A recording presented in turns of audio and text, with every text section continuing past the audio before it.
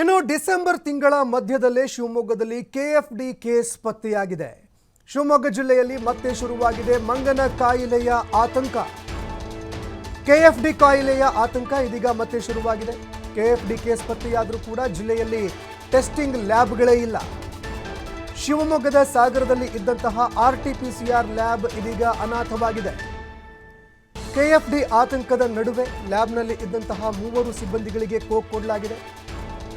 6 ತಿಂಗಳ ಹಿಂದೆ D group ಹಾಗೂ ಟಾಟಾ ಎಂಟ್ರಿ ಸಿಬ್ಬಂದಿಯನ್ನ ಸರ್ಕಾರ ಕೈಬಿಟ್ಟಿತ್ತು. ಯಾರ್ಯಾರು ಅಲ್ಲಿ ಡಿ ಗ್ರೂಪ್ನಲ್ಲಿ ಕೆಲಸವನ್ನ ಮಾಡ್ತಾ ಇದ್ರು, ಅದೇ ರೀತಿಯಾಗಿ ಡಾಟಾ ಅನಲಿಸ್ಟ್ಗಳಾಗಿ ಯಾರ್ಯಾರು ಕೆಲಸವನ್ನ ಮಾಡ್ತಾ ಇದ್ರು, ಆ ಸಿಬ್ಬಂದಿಗಳನ್ನ ಕೈ ಬಿಡುವಂತಹ ಕೆಲಸವನ್ನ ಸರ್ಕಾರ ಮಾಡಿತ್ತು. ಇದೀಗ ಒಬ್ಬ ಮೈಕ್ರೋಬಯಾಲಜಿಸ್ಟ್, 2 ಲ್ಯಾಬ್ ಟೆಕ್ನಿಷಿಯನ್ಗಳಿಗೆ ಕೋಕನ್ನು ಕೊಡಲಾಗಿದೆ. ಯಾವುದೇ ಸಿಬ್ಬಂದಿಗಳಿಲ್ಲದೆ RT-PCR ಲ್ಯಾಬ್ ಇದೀಗ ಸಂಪೂರ್ಣವಾಗಿ ಅತಂತ್ರವಾಗಿದೆ. ಕೋವಿಡ್ ಹಾಗೂ ಕೆಎಫ್ಡಿ ಪರೀಕ್ಷೆಗೆ ಅನುಕೂಲವಾಗಲಿ ಅಂತ ಈ ಲ್ಯಾಬನ್ನು ಸ್ಥಾಪನೆ ಮಾಡಲಾಗಿತ್ತು. ಒಂದೆಡೆ ಕೋವಿಡ್ ಕೇಸ್ಗಳು, ಮತ್ತೊಂದು ಕಡೆಯಲ್ಲಿ ಪ್ರತಿ ವರ್ಷ ಶಿವಮೊಗ್ಗದಲ್ಲಿ ಕಾಣಲಿಕ್ಕೆ ಸಿಗ್ತಾ ಇದ್ದಂತಹ ಈ ಒಂದು ಮಂಗನ ಕಾಯಿಲೆ ಕೆಎಫ್ಡಿ ಅನ್ನುವಂತಹ ಒಂದು ಸೋಂಕೇನಿದೆ, ಇದಕ್ಕೆ ಸಂಬಂಧಪಟ್ಟಂತೆ ಅದನ್ನು ಟೆಸ್ಟ್ ಮಾಡೋದಕ್ಕೆ ಅಂತ ಒಂದು RT-PCR ಲ್ಯಾಬನ್ನು ಮಾಡಲಾಗಿತ್ತು.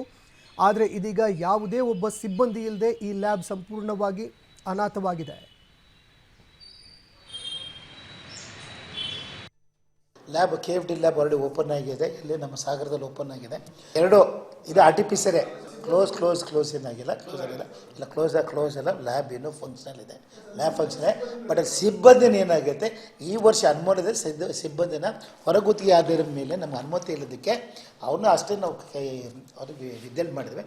ಅನುಮತಿ ಬಂದೆ ಮತ್ತು ವರ್ಕ್ ಸ್ಟಾರ್ಟ್ ಆಗುತ್ತೆ. ಲ್ಯಾಬ್ ಕ್ಲೋಸ್ ಆಗಿದೆ. ಸಿಬ್ಬಂದಿಗಳನ್ನು ವರ್ಷ ರಿನ್ಯೂಲ್ ಆಗಬೇಕಾಯ್ತು.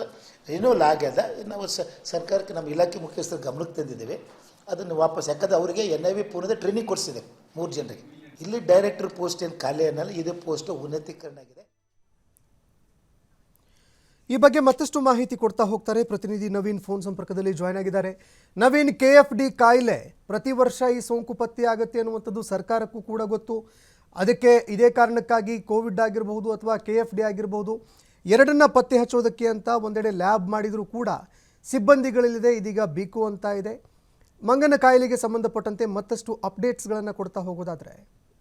ಹೌದು ಸಂತೋಷ್, ಪ್ರಮುಖವಾಗಿ ಮಲೆನಾಡು, ಶಿವಮೊಗ್ಗ ಸೇರಿದಂತೆ ಅಕ್ಕಪಕ್ಕದ ಜಿಲ್ಲೆಗಳಲ್ಲಿ ಈ ಮಂಗನ ಕಾಯಿಲೆ KFD ಸಾಕಷ್ಟು ಪ್ರತಿ ವರ್ಷ ಡಿಸೆಂಬರ್ ತಿಂಗಳಿಂದ ಮಾರ್ಚ್ವರೆಗೂ ಕೂಡ ಸಾಕಷ್ಟು ಸಮಸ್ಯೆಯನ್ನ ಉಂಟು ಮಾಡುವಂತದ್ದು. ಅದರ ನಡುವೆ ಇದೀಗ ಶಿವಮೊಗ್ಗ ಜಿಲ್ಲೆಯ ತಿತ್ತಳ್ಳಿ ತಾಲೂಕಿನ ಶೆಡ್ಗಾರು ಬಳಿಯ ಅತೀಸರ ಗ್ರಾಮದಲ್ಲಿ ನಿನ್ನೆ ಕೂಡ ಒಂದು KFD ಪಾಸಿಟಿವ್, ಅಂದ್ರೆ ಮಹಿಳೆ ಅವರಲ್ಲಿ KFD ಪಾಸಿಟಿವ್ ಬಂದು ಆಕೆ ಕೂಡ ಈಗಾಗಲೇ ತಿತ್ತಳ್ಳಿ ಆಸ್ಪತ್ರೆಯಲ್ಲಿ ಚಿಕಿತ್ಸೆಯನ್ನು ಕೂಡ ಪಡಿತಾ ಇದ್ದಾಳೆ. ಇದರ ನಡುವೆ ಶಿವಮೊಗ್ಗದ ಸಾಗರದಲ್ಲಿ RT-PCR ಲ್ಯಾಬ್ ಅನ್ನ ಕಳೆದ ಕೋವಿಡ್ ಸಂದರ್ಭದಲ್ಲಿ ಮತ್ತೆ ಸ್ಥಾಪನೆಯನ್ನ ಮಾಡಲಾಗಿತ್ತು. ಆ ಲ್ಯಾಬ್ ನಲ್ಲಿದ್ದಂತಹ ಸಿಬ್ಬಂದಿಯನ್ನ ಸರ್ಕಾರ ಇದೀಗ ಕೈಬಿಡೋ ಕೆಲಸವನ್ನ ಕೂಡ ಮಾಡಿರುವಂತದ್ದು. ಕಳೆದ 6 ತಿಂಗಳ ಹಿಂದೆ ಡಾಟಾ ಎಂಟ್ರಿ ಆಪರೇಟರ್ ಅನ್ನ ಕೈಬಿಡೋ ಕೆಲಸವನ್ನ ಮಾಡಿದಂತ ಸರ್ಕಾರ ಇದೀಗ ಕೆಲವೇ ದಿನಗಳ ಹಿಂದಷ್ಟೇ ಅಲ್ಲಿದ್ದಂತ ಒಬ್ಬರು ಮೈಕ್ರೋಬಯಾಲಜಿಸ್ಟ್ ಹಾಗೂ ಇನ್ನಿಬ್ಬರು ಲ್ಯಾಬ್ ಟೆಕ್ನಿಷಿಯನ್ಗಳನ್ನ ಬಿಡೋ ಕೆಲಸವನ್ನು ಕೂಡ ಇದೀಗ ಮಾಡಿರುವಂತದ್ದು. ಹಾಗಾಗಿ ಒಂದು ಕಡೆ ಈಗ ಕೋವಿಡ್ ನ ಆತಂಕ ಏನು ಹೆಚ್ಚಾಗಿದೆ. ಹಾಗಾಗಿ ಈ ಒಂದು ಸಂದರ್ಭದಲ್ಲಿ ಸರ್ಕಾರ ಸಿಬ್ಬಂದಿಗಳನ್ನ